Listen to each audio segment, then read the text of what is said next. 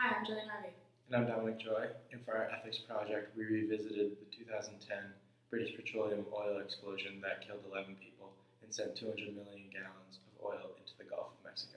Two of the highest-ranking supervisors on the vessel failed to conduct safety testing on the rig itself, and also failed to report that there was oil spilling out of the well that they were drilling into. Both supervisors, Robert Kaluza and Donald Vidrin, were charged with gross negligence in their oversight of safety tests. Each man was also charged with 11 counts of manslaughter and one violation of the Clean Water Act. BP Oil's largest fine of $2.4 billion was made out to the National Fish and Wildlife Foundation. Their total fines added up to $20 billion. However, the ecosystem is still recovering today. A whistleblower is someone who reports to a higher power in a company about an act that is thought to be illegal or even unethical. Without the help of the whistleblowers, these two supervisors and the BP company itself would not have taken any responsibility for the explosion that cost 11 people their lives. The dilemma for any whistleblower is that they could potentially lose their job, be blamed for hurting the company, or ruin relationships with coworkers and superiors. However, if the whistleblowers did not speak up, they would further allow the company to get away with not carefully inspecting their equipment and wells.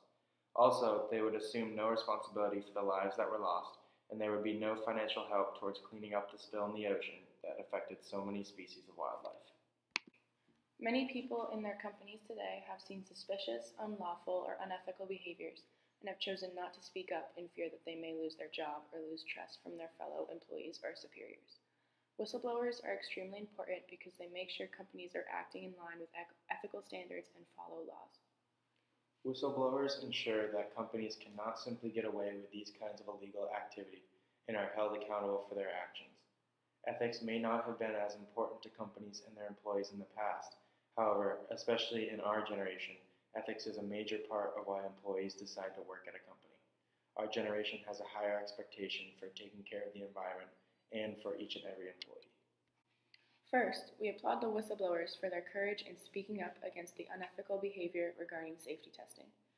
If we were in the situation, we would have tried to speak up about the failure to carefully test the equipment as soon as we knew there was a lack of effort and professionality. We would have reported this issue to a higher power in hopes that something would have been done sooner.